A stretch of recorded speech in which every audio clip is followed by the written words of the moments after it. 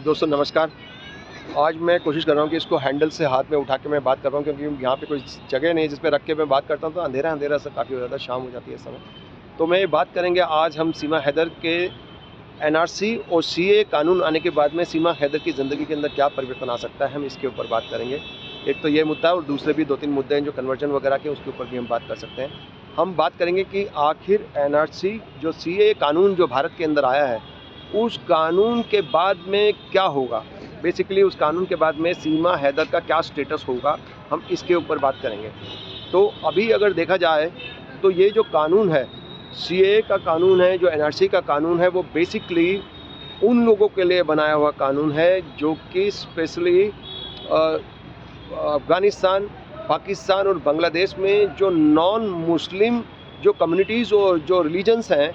उनके लोगों को राहत देने के लिए, क्योंकि मुस्लिम लोगों ने उन पर टॉर्चर करा हुआ है, उनके धर्म परिवर्तन करते हैं, उनको जान से मार देते हैं, उनकी लड़कियों का रेप कर देते हैं, बलात्कार करते हैं, उनको जान से मारते हैं, उनका धर्म परिवर्तन, फोर्सफुली धर्म परिवर्तन कराया जाता है। बहुत सारे जुल्म और सितम होते हैं उन लोगों पर। उनकी रक्षा करने के लिए, उनको मदद करने के लिए भारत सरकार ये कानून लाई थी कि सीए और एनआरसी का, जिस पे काफ़ी पहले हंगामा भी मचा, लेकिन अभी इस बार हंगामा मचने के चांसेस बहुत कम है, क्योंकि अभी ये है कि ये भारत के मुस्लिम लोगों को कोई भी प्रॉब्लम होने वाली नहीं है इसमें। लेकिन फिर भी अगर वो आंदोलन करते हैं तो समझ लो कि उनको देश विरोधी गतिविधियों के अंडर उनको अरेस्ट करा जा सकता है, क्योंकि भारत सरकार कहती है कि ये इंडिया में रहने वाले मुस्लिम लोगों के लिए कोई भी प्रॉब्लम नहीं है, उनके लिए उनको नहीं भगा रहे हैं। जो गैर कानूनी तरीके से जो घुसपैठिए घुसे हैं हमारे देश के अंदर, जो रोहिंग्या मुस्लिम हैं, जो म्यांमार से भाग के आए हैं, वो जम्मू कश्मीर से लेके दिल्ली से लेके बहुत सारे हमारे देश के एरियाज़ के अंदर घुस गए, वो काफ़ी राज्यों के अंदर घुस गए, वो जगह जगह पे, और कानून व्यवस्था ख़राब करने पे तुले हुए वो लोग, और क्रिमिनल कम्युनिटी के हैं वो लोग, लगातार क्राइम करते हैं। वो बांग्लादेश में भी, वो बेसिकली उनका ओरिजिन जो है वो बांग्लादेश से है, लेकिन बांग्लादेश की सरकार उनको वापस लेना चाहती ही नहीं है, और क्योंकि वो ऑलरेडी गरीब कंट्री है बांग्लादेश, और वो और इतने सारे क्रिमिनल लोगों की भीड़, क्योंकि ओवर द ईयर्स वो म्यांमार के अंदर जहाँ रहते थे वहाँ पे काफ़ी जनसंख्या उनकी बढ़ चुकी है, इतनी भारी संख्या के अंदर वो लेना नहीं चाहते हैं लोग, और ये क्रिमिनल कम्युनिटी है, इसलिए कोई भी देश उसको एक्सेप्ट करने के लिए तैयार नहीं है। अब रहती है बात कि आखिर कि भैया करें क्या इन लोगों का। भैया जो भी करें, अगर बांग्लादेश की सरकार से भारत सरकार ने बात करी थी पिछले कुछ समय पहले कि भाई मोदी जी ने भी बात करी थी वहाँ की सरकार से कि इनको किसी न किसी तरह से लिया जाए, तो हम वो कह रहे हैं ठीक है, हम पहले कानून बनाते हैं और उसके बाद में एक प्रक्रिया के थ्रू आपको वापस करेंगे हम ये। तो उन लोगों को जो वहाँ पे जो घुसपैठिए रहते हैं, रोहिंग्याज और दूसरे बहुत सारे, म्यांमार से भी और दूसरे भी घुसपैठिए काफ़ी सारे, खाली ये मुस्लिम लोगों की बात नहीं है कि वहाँ पे रोहिंग्याज है, वहाँ पे बहुत भारी संख्या में इलीगल घुसपैठिए नॉर्थ ईस्ट में बहुत सारे घुसे हुए, म्यांमार के अंदर भी, और दूसरे जो हमारे राज्य हैं, अगर साउथ में देखा जाए तो तमिलनाडु में भी जाफना से काफ़ी सारे लोग घुसे हुए हैं, तमिल वगैरह वो हैं हमारे तमिल भाई, लेकिन हाँ एक कानून के तौर पे देखा जाए तो इलीगल है। वो भारत सरकार देखती है कि अगर वो कोई उसमें से इलीगल है और करा जा सकता है लीगल, तो गवर्नमेंट कर भी सकती है। गवर्नमेंट के ऊपर है कि वो किसको लीगल स्टेटस देना चाहती है, किसको नहीं देना चाहती। तो इस चीज़ के ऊपर लेकिन ये कानून लाना ज़रूरी था, ये कानून आया, और इसके अंदर जो पाकिस्तान, अफ़गानिस्तान और स्पेशली बांग्लादेश में जो नॉन मुस्लिम कम्युनिटी है जिन पे जुल्म और सितम होते थे, उनको राहत देने के लिए, उनको रिफ्यूजी स्टेटस देने के बाद जब भारत में रहते हैं वो, तो उनको नागरिकता प्रदान करने की जो एक प्रक्रिया है उसको स्टार्ट करने के लिए एक कानून की ज़रूरत थी, और वो कानून भारत सरकार लेके आई है। और उसके अंदर ये कानून जो है उन लोगों की मदद करेगा जो नॉन मुस्लिम, जो अफ़गानिस्तान, पाकिस्तान और बांग्लादेश के अंदर हैं। जैसे कि हिंदू लोग हैं पाकिस्तान में, क्रिश्चियन कम्युनिटी हैं, सिख हैं, जैनीज़ हैं, बहुत सारे अलग अलग धर्म के, बुद्धिस्ट हैं, बहुत सारे अलग अलग धर्म के लोग हैं जिनको वहाँ पे प्रताड़ित करा जाता था, उनके साथ जुल्म होते थे, उन सबको राहत मिल सकती है, और इस कानून के आने के बाद उनको सिटीजनशिप दी जा सकती है। लेकिन that is subject to all the rules regulation. हमारे देश की जो कंडीशंस हैं, जो रूल्स रेगुलेशन है, लॉ है, लॉ ऑफ द लैंड है, हमारे देश का कानून है, उसके मद्देनज़र ही उनको सारे डॉक्यूमेंट चेक करने के बाद, सब चीज़ सही मानने के बाद, जितना भी समय उसमें लगेगा, समय सीमा भी नहीं है कि भाई इतने दिन में मिल जाना चाहिए, लेकिन हाँ, अगर वो डॉक्यूमेंट सही समय पे पूरे हो जाते हैं तो उसको उसके अंदर वो अप्लाई कर सकता है कोई भी बंदा उसके लिए, और उसको नागरिकता दी जा सकती है। इसमें हम बात करेंगे सीमा हैदर की। क्या सीमा हैदर भारत में है इस समय, और सचिन मीना से शादी करी उन्होंने, और नेपाल में उन्होंने शादी करी, उसके बाद में यहाँ पे रहते हुए उनको अभी काफ़ी समय हो चुका है, और उसके बाद भी लगातार उनके खिलाफ बहुत सारे लोग उनका विरोध भी कर रहे हैं। बहुत सारे लोग उनके लाखों मिलियंस ऑफ लोग उनको सब्सक्राइब भी करते हैं, उनके फेवर में भी है, उनको देखते भी हैं, उनकी वीडियो भी चलती है, तो उससे वो अच्छा खासा अपनी आमदनी भी खर्चा कमा लेते हैं बेचारे वो लोग। तो अभी कहने का ये मतलब है कि एक तरफ गुलाम हैदर के फेवर में लोग इमोशनल जो उनको सपोर्ट कर रहे हैं, क्योंकि गुलाम हैदर रोने लग गए थे, तो उनकी बात भी, वो अपनी बात अपनी जगह वो भी ठीक है, वो कहते हैं कि भैया मेरे को मेरे बच्चे चाहिए, तो उनको बच्चे चाहिए, वो बात ठीक है। लेकिन अभी काफ़ी दिलचस्प बात यह है कि काफ़ी लोग जो सोशल मीडिया के अंदर मेरी तमाम वीडियोस के ऊपर वो लोग कमेंट कर रहे हैं कि इनकी जो पिछली बीवी थी, सीमा हैदर से पिछली बीवी थी, उसके 2 बच्चे थे, उसने पिछली बीवी को भी इन्होंने छोड़ दिया था और उसको छोड़ के ही ये दूसरी शादी करी थी। तो उसको छोड़ दिया था तब तो इसको रोना नहीं आया, अपने दोनों बच्चों को छोड़ दिया तब तो रोना नहीं आया। आज उन बच्चों की हालत ख़राब है, उनको ना पैसे देते हैं, ना फंड देते हैं, ना कुछ करते हैं उनके लिए, और उनकी हालत भी ख़राब है। और इसी तरह इन 4 बच्चों की भी होने वाली है अगर इनको ये बच्चे दे दिए गए तो। गुलाम हैदर का जहाँ तक कहना है कि वो कह रहा है कि फ़र्क नहीं पड़ता मुझे, अगर सीमा नहीं आना चाहते तो कोई बात नहीं, लेकिन मुझे बच्चे चाहिए। दूसरी तरफ सीमा कहती है कि मुझे बच्चे मैं किसी भी कीमत पर नहीं दूंगी, मैं मर जाऊंगी, मेरे बच्चे भी मर जाएंगे, लेकिन मैं बच्चों को अपने से जुदा नहीं होने दूंगी। अब इसमें बात आती है कि भारत के कानून की। भारत का कानून कहता है कि महिला को हक ज़्यादा है, महिला को भारत में हक, महिला को पहला हक है, क्योंकि वो 9 महीने तक बच्चे को अपने पेट में रखती है और उसको जन्म देती है। तो वो माँ का हक, हमारे देश में समझदार लोग हैं, हमारे देश की जुडिशरी समझदार है, कानून बनाने वाले समझदार हैं, वो जानते हैं हम अपने देश को, अपने भारत को भारत माता कहते हैं। इसलिए यहाँ पे माँ का हक पहले है और बाप का हक दूसरे नंबर पे है। सेम अगर पाकिस्तान में देखा जाए तो वो एक मेल डोमिनेंट सोसाइटी है, जहाँ पे औरत को एक वस्तु की तरह समझा जाता है और कुछ भी नहीं, और वहाँ पे भी औरत पे बहुत जुल्म करे जाते हैं। तो औरत की वहाँ पे कोई भी सही स्थिति नहीं है इन देशों के अंदर। तो अगर देखा जाए तो वहाँ पे औरत को बहुत ही, मैं क्या बोलूँ, मैं ऐसे शब्द भी निकालना नहीं चाहता, कि बहुत गंदे तरह से ट्रीट करा जाता है औरत को। एक सिर्फ वस्तु, एक टिश्यू पेपर की तरह इस्तेमाल करा जाता है, एक पैर की जूती की तरह समझा जाता है कि जब मर्जी बदल दिए, जब मर्जी दूसरी उठा के ले आए। अभी ये रोना पीटना जरूर ड्रामा चल रहा है, मेलो ड्रामा, लेकिन यह कुछ समय बाद ही वो दूसरी शादी कर लेगा, बात खत्म। उसके बाद हाँ, ये जब डिसीजन आ जाएगा। रही बात इन 4 बच्चों की, वो ले भी मान लो एक मिनट के लिए हम ये भी मान लो कि एक बच्चा या 2 बच्चे उनको दे भी दिए गए, 2 बच्चे दे दिए गए या 4 बच्चे दे दिए गए, उसके बाद में वो क्या अपने पास लेके घूमेगा उसको? वो वहाँ जाएगा, दुबई जाएगा, कहीं भी जाएगा काम धंधे के लिए, तो बच्चों को लेके घूमता रहेगा क्या? नहीं घूमेगा ना। फिर भी वो कहीं छोड़ेगा उनको, वो भी दूसरी शादी करेगा। तो वो उसकी जो लोग कमेंट कर रहे हैं कि सचिन सौतेला बाप है, वो सही नहीं है बच्चों के लिए। तो अगर सौतेली माँ कौन सी सही होती है बच्चों के लिए? वो वहाँ पे शादी करेगा दूसरी, तो ये भी अपने परिवार बनाने की कोशिश करेंगे। जो अगर तीसरी शादी करेगा गुलाम हैदर बाद में, और डेफिनेटली करेगा वो बाद में, तो उसके अंदर वो बच्चों का क्या होगा? पहली बीवी के बच्चों का क्या होगा? फिर दूसरी बीवी सीमा के बच्चों का क्या होगा? क्योंकि तीसरी बीवी भी बच्चे पैदा तो वहाँ पे भी होंगे ना। फिर तीसरी बीवी के भी बच्चे हो जाएंगे, तो 3 बीवियों के बच्चे कौन रखेगा? तीसरी बीवी तो रखेगी नहीं, वो उसको उठा के कहेगी भैया इसको तो कहीं और छोड़ो। तो जहाँ पहले बच्चे छोड़ रखे थे बूढ़ी माँ के पास,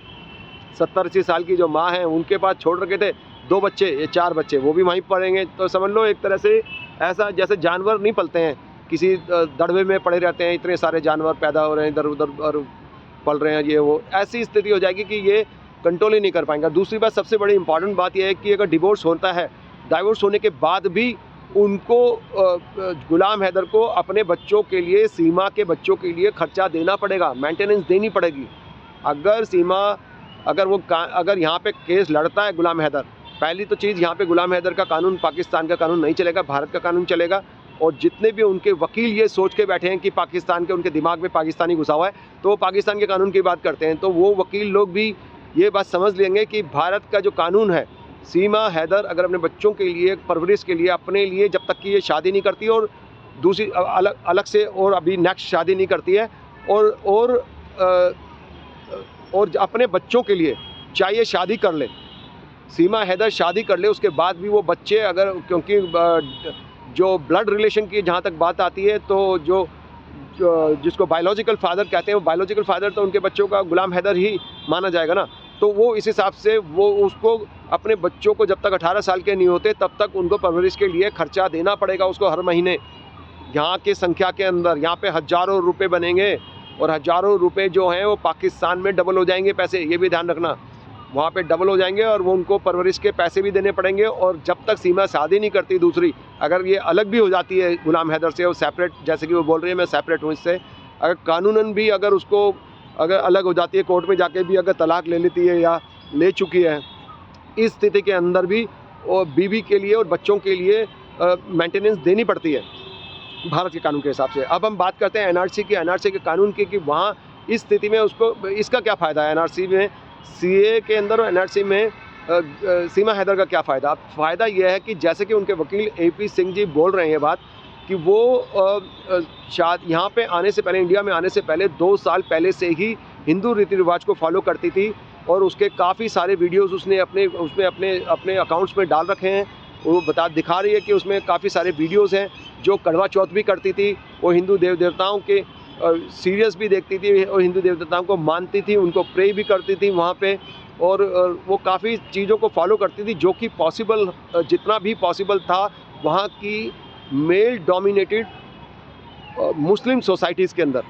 जो कि दूसरे धर्म वालों को कुछ समझते ही नहीं, वो जान से मार देते हैं, दूसरे धर्म के लोगों के साथ टॉर्चर करते हैं, उनकी लड़कियों को उठा के रेप कर देते हैं, उनकी बच्चियों को उठा के ले जाते हैं, उनसे ज़बरदस्ती शादी करते हैं, कन्वर्जन करते हैं। ऐसी सोसाइटी में सीमा कितनी हिम्मत भी कर सकती थी, वो जितनी भी छुप छुप के करती थी वो करती थी, और वो एक दिखाने का विषय नहीं है। हाँ, एक इंसान अगर ये मानता है कि मैं दूसरे धर्म को फॉलो करता हूँ, मैं दूसरे धर्म को मानता हूँ, मैं उनको प्रे करता हूँ, उनकी पद्धतियों को, उनके रिचुअल्स को फॉलो करता हूँ,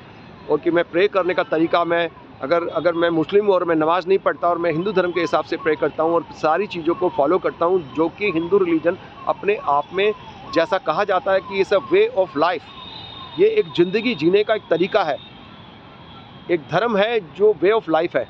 जो ज़िंदगी जीने के हमारे तमाम रिचुअल्स हैं उसको पूरे करते हैं हम, तभी हिंदू कहलाते हैं। तो अगर कोई भी बंदा हमारे रिचुअल्स को मानता है, हमारे रिचुअल्स के हिसाब से पूजा करता है, हमारे रिचुअल्स के हिसाब से ज़िंदगी जीने लगता है, तो वो हिंदू बन चुका होता है। उस हिसाब से वो अगर हमारे धर्म के, हमारे देवताओं का नाम लेता है, ओम उच्चारण करता है, या कोई भी हमारे देवताओं के मंत्र का उच्चारण करता है या देवताओं का नाम लेता है, तो वो हिंदू बन चुका होता है, दिमाग से और आत्मा से और शरीर से। तो इस तरह से वो, जैसा कि AP सिंह जी ने कहा ये अभी, कि सीमा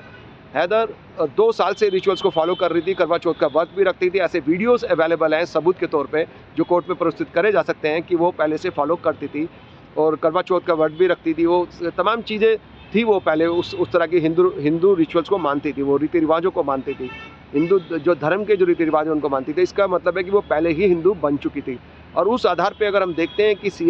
CAA और NRC के कानून के अगर मद्देनज़र देखते हैं, तो वो वहाँ से हिंदू ही आई थी यहाँ पे, और एज ए हिंदू अगर वो वहाँ से आई है, जो नॉन मुस्लिम कम्युनिटी में काउंट करी जाएगी, जो कि CIA की पहली कंडीशन है कि वहाँ से आने वाले तमाम नॉन मुस्लिम जो लोग हैं, हिंदू, क्रिश्चियन या दूसरे किसी भी समुदाय के हैं, जो सिख हैं या फिर जैनिज़्म है या बुद्धिस्ट हैं या कोई भी कम्युनिटी के या रिलीजन के लोग हैं जो नॉन मुस्लिम हैं, जो टॉर्चर हुए हैं मुस्लिम लोगों के द्वारा वहाँ पे, और वो वहाँ से आते हैं हिंदू लोग, तो इस श्रेणी में सीमा हैदर का और उसके बच्चों का जो धर्म माना जाएगा वो हिंदू माना जाएगा, क्योंकि धर्म परिवर्तन करने का जो अधिकार है वो जनरली माता पिता दोनों की सहमति चाहिए होती है उसमें। लेकिन अगर किसी स्थिति के अंदर दोनों नहीं है और एक ही है पेरेंट, उसमें दोनों पेरेंट्स में से एक पेरेंट है, तो वो एक भी अपनी स्वीकृति दे सकता है, अपनी सहमति दे सकता है, और वो धर्म परिवर्तन माना जाएगा। उस एंगल से अगर हम देखा जाए तो वो अकेली रहती थी वहाँ पे, और 4 साल से गुलाम हैदर वहाँ पे नहीं आता था वहाँ पे उसके घर। वो दुबई में काम करता था या क्या करता था, वो उसका एंगल है, जो भी बात कहना चाहता है वो। अब वो वहाँ पे था, आया नहीं 4 साल से। उसके पीछे इस सीमा का रुझान हिंदू धर्म की तरफ हुआ। उसी सचिन मीना से बात करते बनने लगी, धीरे धीरे उसका रुझान बढ़ता गया, वो उसके रिचुअल्स को फॉलो करते गए, हिंदू रिलीजन को, और अपने बच्चों के नाम तक भी उसने चेंज कर दिए थे वहाँ पे, और वो हिंदू ही बन गए, रिचुअल्स भी फॉलो करते थे, यहाँ तक कि गुलाम हैदर को पहचानते भी नहीं, क्योंकि कई बच्चे जो उनके छोटे थे, एक तो गोद में था और दूसरा बहुत ही छोटा था, या फिर मेरे ख्याल से पेट में था। तो ऐसी स्थिति में थे कि बहुत छोटे थे वो बच्चे उस समय। वो अब बड़े हुए थोड़े बहुत, तो वो अपने बाप को देखा नहीं था उन्होंने, कहा 2 बच्चों ने तो बाप को देखा भी नहीं उनमें से, तो वो पहचानते भी नहीं कि ये उनका बाप है गुलाम हैदर। चलो वो अलग बात है, लेकिन बायोलॉजिकल फादर तो वो है, गुलाम हैदर बायोलॉजिकल फादर है। लेकिन चाहे फादर बायोलॉजिकल, चाहे मुस्लिम हो चाहे कोई हो, कोई भी बंदा अगर वहाँ पे मौजूद नहीं है और उसमें से दोनों में से एक भी पेरेंट है, माता पिता में से या तो पिता या माता, उनकी सहमति है, अगर बच्चे नाबालिग हैं, माइनर हैं, 18 साल से कम, या जिस भी देश में वो रहते हैं उस देश का कानून के हिसाब से जो धर्म परिवर्तन करने की जो एक प्रॉपर एज जो निर्धारित करी गई है, चाहे वो 16 साल हो, चाहे 15 साल हो पाकिस्तान में, चाहे 18 साल हो, जितनी भी उम्र निर्धारित करी गई है उससे पहले पहले उसके गार्जियन की अनुमति सहमति मानी जाती है। और उस स्थिति में अगर माँ बाप भी नहीं होते हैं तो जो लोग परवरिश करते हैं उनकी सहमति मानी जाती है, गार्जियन जिनको बोलते हैं। तो इस स्थिति में तो माँ बाप में से बाप भी जिंदा है, वो दुबई में था, और माँ जिंदा है तो माँ उनके साथ मौजूद थी। तो बाप 4 साल तक नहीं आया तो माँ ने स्वीकृति दे के उनके माँ जैसे जिएगी वैसे बच्चे जिएंगे, तो उनका नाम भी बदलती है, तो उस तरह से वो सब भी हिंदू कहलाएंगे। अब वो ये मैं एक इंटरप्रिटेशन कर रहा हूँ, मैं कोई अपना जजमेंट नहीं दे रहा हूँ, मैं सिर्फ एक एनालिसिस कर रहा हूँ चीज़ों का कि ये पॉसिबिलिटी है। आप अपनी बात कह सकते हैं कि है या नहीं है, लेकिन इज्जत के साथ है। अभी ये पॉसिबिलिटी है कि जो माँ ने जो धर्म अपनाया और वो बच्चे माइनर हैं तो उनकी सहमति से, माँ की सहमति से वो बच्चे भी उस रिलीजन में आ सकते हैं। इसके लिए कोई ऐसा सख्त कानून नहीं है कि माँ की बात नहीं सुनी जाएगी, ये सिर्फ बाप की सुनी जाएगी, ऐसा नहीं है। पाकिस्तान में होगा ऐसा, इंडिया में नहीं है। लेकिन पाकिस्तान के अंदर सिर्फ क्या बाप की बात सुनी जाएगी, इसके बारे में मैं कुछ नहीं कह सकता। मैं इंडिया के कानून की बात कर रहा हूँ कि दोनों में से एक भी पेरेंट होगा, दोनों में से माँ या बाप में से एक भी बंदा अगर होता है और वो कहता है अपने बच्चों के लिए मौजूद उस समय कि हाँ भाई मैंने ये धर्म अपनाया और तुम भी ये धर्म अपना लो, तो उस एंगल से यहाँ के हिसाब से मैं जो भी मैंने बात बोली है वो यहाँ के हिसाब से बोली है। पाकिस्तान के हिसाब से अगर आप बात करते हो तो पाकिस्तान के अंदर दोनों में से क्या एक माँ बाप में से एक का होना या उसकी सहमति काफ़ी है, या फिर वहाँ सिर्फ बाप की ही सहमति काफ़ी है, इस बारे पे गौर फरमाने की ज़रूरत है। अगर पाकिस्तान के कानून के हिसाब से धर्म परिवर्तन करने के लिए सिर्फ बाप की अनुमति ही ज़रूरी है और माँ की अनुमति और सहमति का कोई मतलब नहीं है, तो फिर उस स्थिति में धर्म परिवर्तन इनके बच्चों का नहीं माना जा सकता, क्योंकि बाप उस समय जिंदा है,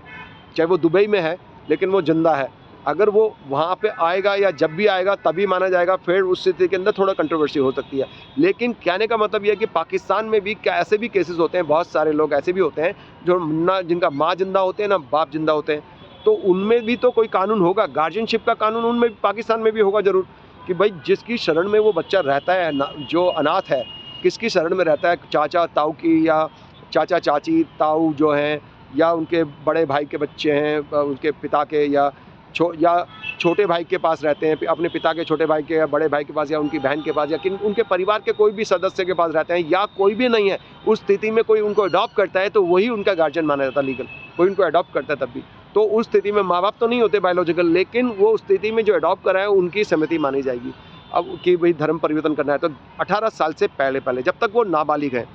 अगर बालिग होने के बाद तो बच्चा खुद अपनी सहमति खुद ही देगा कि भैया मेरी मर्जी है, मैं करूं या ना करूं, ठीक है, फिर बच्चे की सहमति मानी जाती है। नाबालिग रहते रहते बच्चे की सहमति, अगर नाबालिग है तो बच्चे की सहमति की कोई भी मीनिंग नहीं है, कंसेंट की कोई वैल्यू नहीं है। ये भारत के कानून में ऐसा मैं कह रहा हूँ, लेकिन पाकिस्तान के कानून के बारे में मुझे नहीं पता इतना ज़्यादा, और मैं इसके बारे में लेकिन जहाँ तक समझता हूँ कि जो हालात हैं, क्योंकि वो भी अंग्रेज़ों के द्वारा ही, पहले इंडिया का ही हिस्सा था, 1947 से पहले पाकिस्तान भी भारत का ही हिस्सा था, हिंदुस्तान का ही हिस्सा था, तो इसलिए जो भी कानून वहाँ पे भी बने हैं ज़्यादातर अंग्रेज़ों के कानून के अंदर ही संशोधन करके बने हुए हैं, और वो भी मिलते जुलते ही कानून है इंडिया जैसे ही। इंडिया में तो बहुत ज़्यादा रिसर्च करके काफ़ी अच्छे कानून बनाए हैं, भारत के संविधान भी अच्छा है, लेकिन पाकिस्तान के अंदर इतनी ज़्यादा अच्छी स्थिति, एक जो ट्रुथ जस्टिस एंड इक्वालिटी की जहाँ तक बात है संविधान के अंदर, वो नहीं पाया जाता वहाँ पे, तभी तो इतने जुल्म होते हैं जो गैर मुस्लिम के ऊपर वहाँ पे। यहाँ पे पॉसिबल नहीं है। आपने देखा होगा कि भारत के अंदर जो मुस्लिम थे, मुस्लिम की जनसंख्या कितनी थी 1947 के अंदर, आज कितनी हो चुकी है आप देख लीजिए। यहाँ पे सभी जितनी भी माइनॉरिटीज़ हैं सब ने तरक्की करी है, सब ने डेवलपमेंट करा, उनकी पॉपुलेशन भी बहुत बड़ी है। यहाँ पे उनको मारा नहीं किसी ने भी, यहाँ पे उनको कत्लेआम नहीं मचाया। कुछ लोग पॉलिटिकल लोग अगर हिंदू मुस्लिम करके लोगों को आग लगा देते हैं, लोगों को जला देते हैं, आपस में भिड़ा देते हैं, वो अलग चीज़ है, दंगे फसाद करवा देते हैं, वो पॉलिटिकल रीज़न हो सकता है, लेकिन जनता के लेवल पे कोई भी आपस में द्वेष नहीं है, कोई ऐसा नफरत नहीं है हिंदू मुस्लिम या क्रिश्चियन और हिंदू के अंदर, किसी के अंदर भी आपस में कोई दुश्मनी नहीं है। वो लोग मानते हैं, एक दूसरे के धर्म को मानते हैं, एक दूसरे की इज्जत करते हैं और प्यार से हम लोग सब साथ रहते हैं। हम तो ईद पे मेरे इतने सारे दोस्त हैं, मैं उनके साथ रहता हूँ। मैं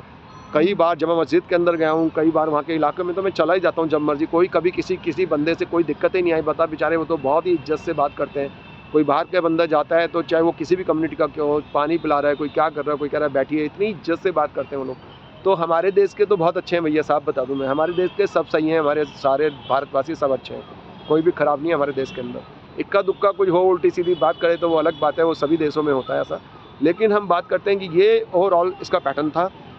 एनआरसी के अंदर उनको बेनिफिट ये मिल सकता है कि उन्होंने हिंदू रिलीजन, अगर वहाँ पे अगर पाकिस्तान में जो गार्जियनशिप एक्ट ज़रूर होगा कि अगर माँ बाप नहीं है तो कोई और बंदा जो उसको पाल रहा है उसकी सहमति ज़रूरत होती है। तो अगर किसी भी गार्जियन की सहमति सहमति भी चल सकती है अगर वो उनको पाल रहा है तो बच्चों को। तो उस स्थिति के अंदर हम ये देखते हैं कि अगर गार्जियन की जो स्थिति है, जब माँ बाप, कई केसेस में माँ बाप नहीं होते हैं, मर जाते हैं, या कुछ ऐसी स्थिति होती है बच्चा अनाथ हो जाता है, तो उसमें गार्जियन की सहमति चलती है, सीधी सी बात है। तो गार्जियन की जहाँ तक सहमति का क्वेश्चन आ गया, जो कि इम्पॉसिबल है उसको हटाना, पूरी दुनिया के तमाम देशों के अंदर ये पॉसिबिलिटी होती है कि गार्जियनशिप एक्ट होता है सभी जगह, जो कि कोई अनाथ बच्चे होते हैं उनको भी ज़िंदगी जी सके, वो भी किसी न किसी रिश्तेदार के द्वारा उनका पालन पोषण हो सके। कोई भी नहीं होता है तो उनको अनाथाश्रय में डालते हैं और फिर सरकार उनकी गार्जियन होती है वहाँ की, वो उनकी रिस्पॉन्सिबिलिटी लेती है उनको पढ़ाने लिखाने की और उनको ग्रो अप करने की। और तो इसी तरह से तो गार्जियनशिप का एक्ट सभी जगह होता है, किसी न किसी भाषा में, चाहे उसका थोड़ा बहुत संशोधन इधर उधर हो सकता है, लेकिन होता ज़रूर है। तो उस केस में ये तो नहीं माना जा सकता कि सिर्फ बाप की सहमति से ही धर्म परिवर्तन हो सकता है। मैं इसलिए कह रहा हूँ ये कि खाली बाप की सहमति होती तो फिर गार्जियनशिप एक्ट ही नहीं होगा। अगर गार्जियनशिप एक्ट, अगर बाप, सबके तो बाप जिंदा नहीं रहते, सबकी तो माँ जिंदा नहीं रहती, तो गार्जियनशिप एक्ट तो जरूर होगा सभी देशों में। तो इस स्थिति में मैं ये मान के चलता हूँ कि खाली बाप की सहमति धर्म परिवर्तन के लिए जरूरी नहीं होती है, माँ की सहमति भी होती होगी, और दोनों पेरेंट्स में से एक की सहमति भी हुई तो, क्योंकि कई स्थिति में माँ नहीं होती, कई स्थिति में बाप नहीं होता किसी का, तो सहमति एक पेरेंट्स की भी चलेगी। तो ये रूल भी जरूर होगा पाकिस्तान के अंदर। तो अगर ये रूल होगा तो फिर सीमा अकेली भी दे सकती है। अब वो बाप जिंदा है लेकिन उस देश में तो नहीं है ना, 4 साल हो गए आया नहीं। अब ये डिबेटेबल हो सकता है कि भैया आया नहीं, वो तो मेहनत करने गया था, बच्चों के लिए कमाने गया था, ये बात डिबेटेबल है, इसके बारे में डिस्कस करी जा सकती है और बहस भी करी जा सकती है। लेकिन हाँ, क्योंकि वो अलग अलग मायने हैं उसके कि ये बात डिबेटेबल है, पाकिस्तान में इसके ऊपर काफ़ी डिबेट हो सकता है, वहाँ के कानून अलग हैं। और भारत के जहाँ तक कानून की बात कर रहे हैं, वहाँ पे ये देखते हैं कि अगर वो महिला, अगर वहाँ खुद अपने आप को हिंदू मानती है और बच्चों को भी हिंदू कन्वर्ट करा दिया है उन्होंने, अपने अपने रीति रिवाजों को फॉलो कर करके, उनका नाम हम चेंज कर दिया, या उन्होंने कोई रिचुअल्स भी करे हो जो बताए ना हो, जनता को ना बताए, उन्होंने रिचुअल्स करे हो, कोई पूजा पाठ करी हो या कैसे भी करा हो उन्होंने हिंदू धर्म के लिए, तो इसी तरह किसी भी तरह से अगर माँ ने सहमति दी है हिंदू धर्म अपनाने के लिए बच्चों के लिए जो कि नाबालिग है, तो वो वैलिड माना जाएगा और वो सही माना जाएगा। और उस स्थिति के अंदर वो ऐसी कोई भी महिला जो हिंदू बन चुकी है पहले से ही, और वो पाकिस्तान, अफ़गानिस्तान या बांग्लादेश में नॉन हिंदू है और वो इंडिया में आती है, तो यहाँ का जो CAA और NRC का कानून लागू हो जाएगा उस पर, और उसको रिफ्यूजी स्टेटस के साथ साथ उसकी नागरिकता के ऊपर भी गौर फरमाया जा सकता है, सब्जेक्ट टू सब एक का जो हमारे जो प्री कंडीशंस हैं जो फॉलो करनी पड़ेगी, सारे डॉक्यूमेंट्स देने पड़ेंगे, सब चीज़ ठीक होनी चाहिए कानून के हिसाब से, तो उनको भारत सरकार नागरिकता प्रदान कर सकती है। तो इसका मतलब है सीमा हैदर को भी नागरिकता मिल सकती है, प्रोवाइडेड कि उन्होंने सारी की सारी चीज़ों को फुलफ़िल करती हो, जो मैं कह रहा हूँ ये बात है, और वो काफ़ी हद तक पॉसिबल है कि ऐसा हुआ होगा। तभी उनके भाई AP सिंह जी ने ये अनाउंस करा है कि भैया सीमा पहले ही हिंदू बन चुकी थी, उसके बच्चे भी हिंदू धर्म अपना चुके थे, वो हिंदू रूल्स रेगुलेशंस को, रिचुअल्स को फॉलो करती थी। तो ये तमाम चीज़ें डिबेटेबल हैं, ये प्रूव करी जा सकती हैं कोर्ट में भी